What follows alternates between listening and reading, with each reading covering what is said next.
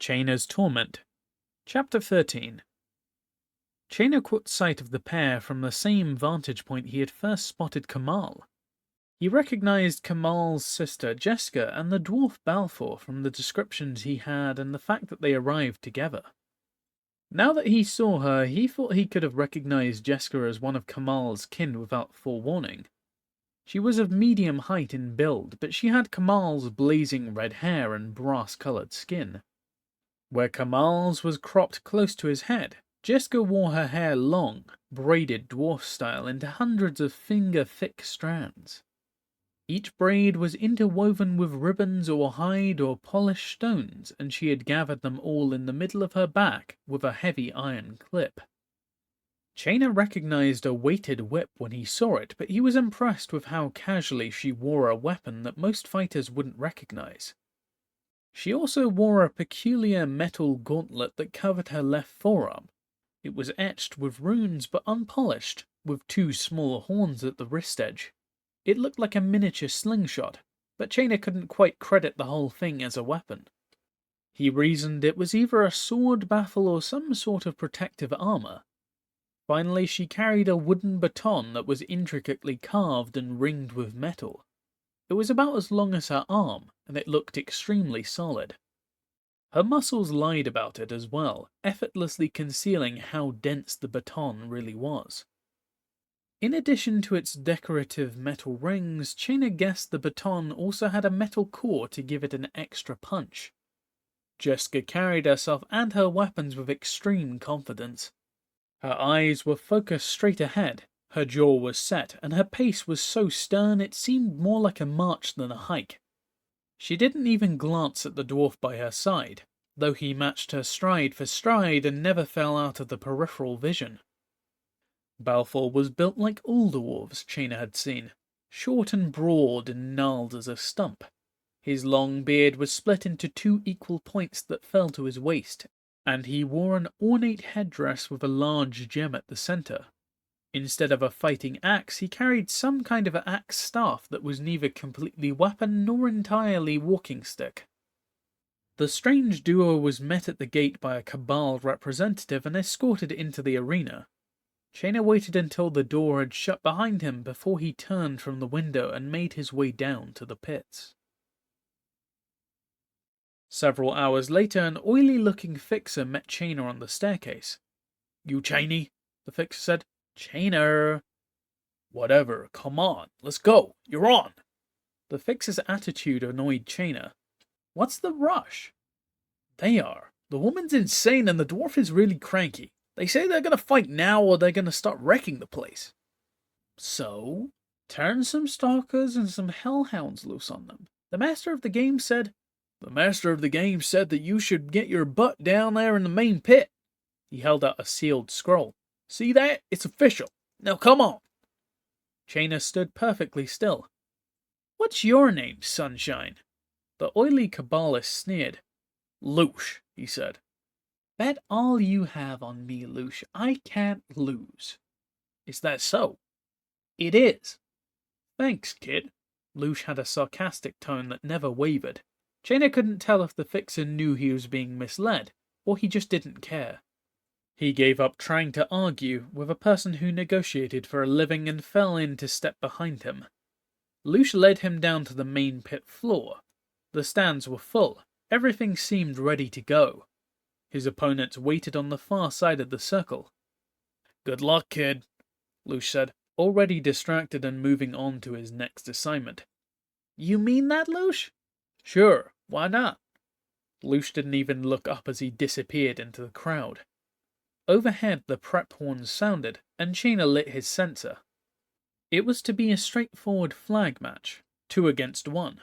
Jeska and Balfour would attempt to take or destroy the simple black pennant that was spiked onto an 8-foot-tall mound of packed dirt behind Chaina. Chaina would defend the flag. In his case, that meant he would try to stop them, but would fail as convincingly as possible.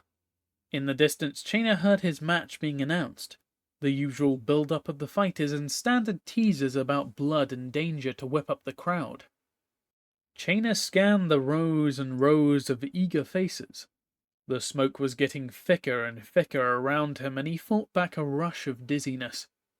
"Game on," he whispered. He had to stay focused. The starting horn sounded, and Chaina's opponents came straight at him. They moved well, but they were terribly out of sync with each other. Balfour strode forward with his head and his staff held high, taking strides as smooth and as grand as his stature allowed. Jeska, on the other hand, was hunched low into a battle crouch, her hands free and empty at her sides.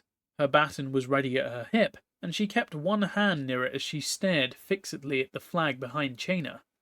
"Let's finish this quickly." Chaina heard Balfour's impatience through the dwarf's clenched teeth. "Just hold up your end," Jeska growled back, "and stay out of my way." They were attacking together, but they were not a team. Chaina decided to exploit that.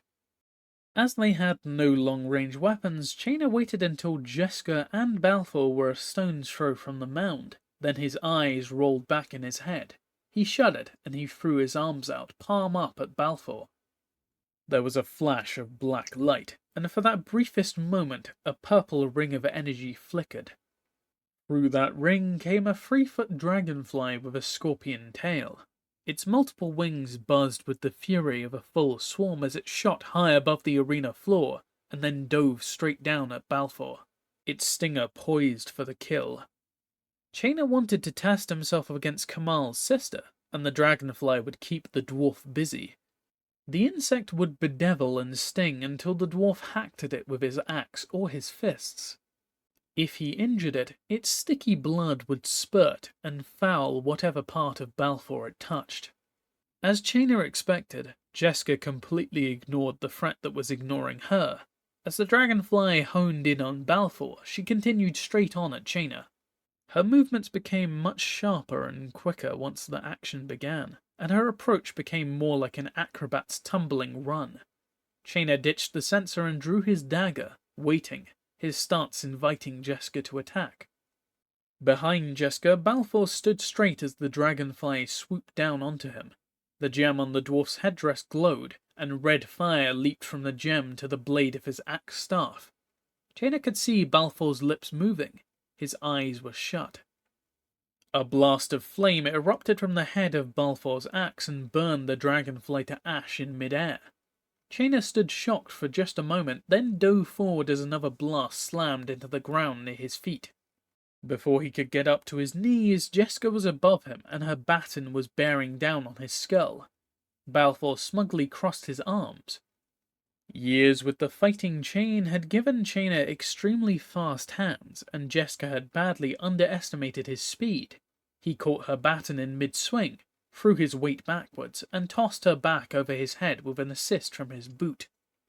He held onto her hand so that she slammed painfully into the ground.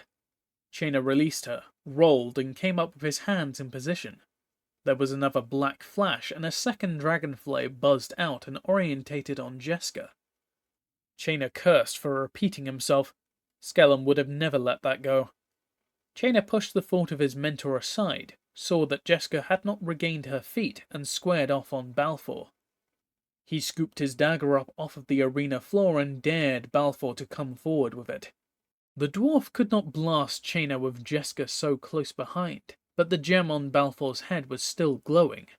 The old devil was clearly waiting for Chaina's next casting, so that he could blast it to cinders. Chaina kept his hands in front of him to keep the dwarf's attention away from the flag, instead of giving him a target. Chaina snapped his arm out and sent a weighted black chain singing into Balfour's headdress. The weight smashed through one of the glowing gem's supports and knocked it off center. The gem buzzed and stopped glowing. For the first time since Chaina had laid eyes on him, Balfour looked something other than haughty. He looked downright nervous, maybe even slightly embarrassed. "You broke his special hat," Jeska called. "He's going to be furious." Despite the dragonfly darting all around her head, Jeska seemed savagely amused. She was keeping the insect at bay with her baton, and a vicious barrage of the most obscene threats and language Chaina had heard outside the city docks. Chaina whistled. The dragonfly broke off and hovered in the air between them. Chaina jerked his head at Balfour, and the dragonfly buzzed hungrily towards the angry but still shame-faced dwarf. "So you're looking for your brother," Chaina said. Jeska was not being drawn in by his stance. She had seen him sling a chain at Balfour from 20 feet away, and she didn't seem eager to let him do the same to her.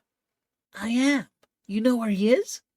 Chaina sheathed his dagger, touched his hands together, and pulled a 10-foot length of chain with a smooth, weighted end out of thin air. He held the chain out for her to see, then he started dancing it around himself. "I know where he went," Chaina said. Jeska maintained her stance, daring Chaina with her baton as he had dared Balfour. "I guess that means we shouldn't kill you," she said. "Tell me, and we can end this now." Chaina began to circle around Jeska, his weapon in constant motion. "Let's come to an agreement, you and I," he said. "I have information you want. You have information I want. If you agree to share, I'll let you walk right past me." He looked around the arena. "After we put on a good show, of course." "I'm not making any deals with you, Kabbalist," Jeska spat. "For all I know, that's what my brother did, and that's why I can't find him." Chaina flicked the weighted end at Jeska, who easily batted it aside. "He left here free and whole. I can tell you where he went. Will you tell me where he came from?" Jeska lunged at Chaina with her baton. He ducked under it and slashed the iron pin out of her hair with his dagger. She looked totally shocked, then angrily shook her braids loose, spun her baton, and charged again. Chaina snarled the end of Jeska's weapon with his and tried to jerk it out of her hands, but the polished wood slipped free.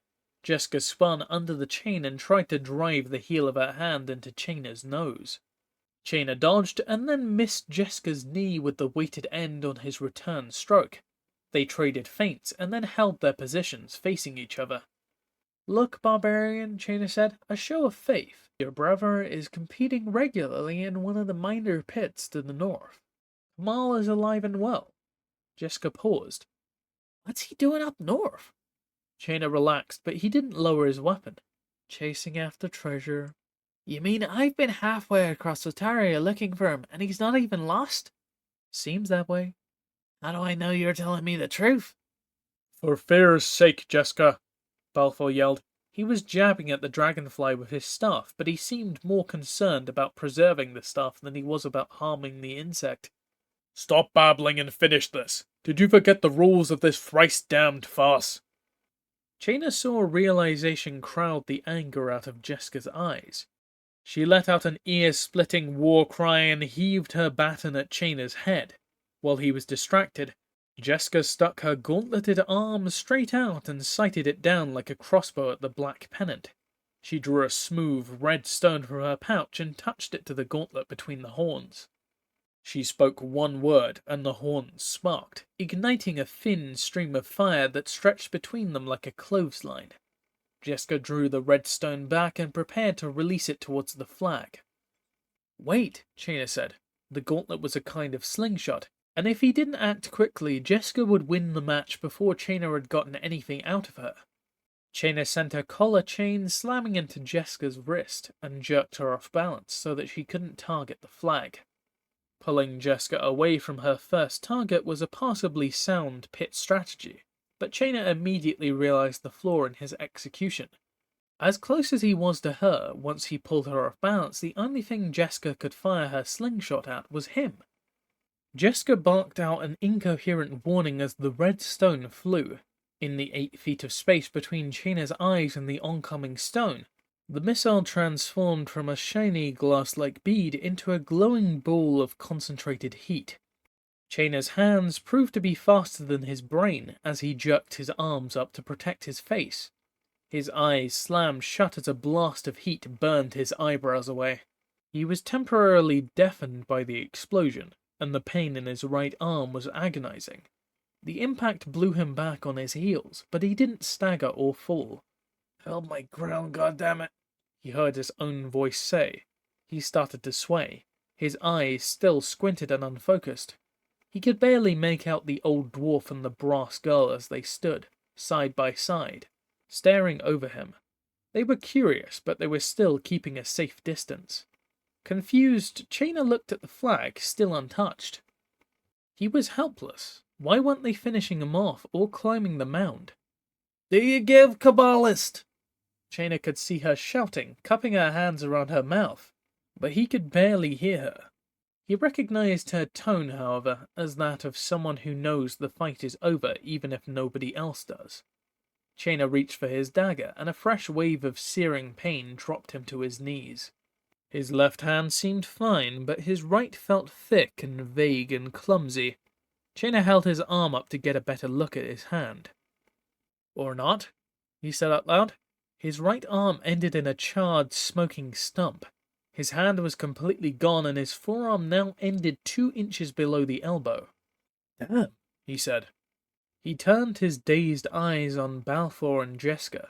He looked back at his mangled arm with an amiable smile. Jaina raised his arm and his stump over his head. I give, he said evenly, then he collapsed face first into the arena floor. The last thing he heard before he passed out was the sound of the horn, signaling the end of the match.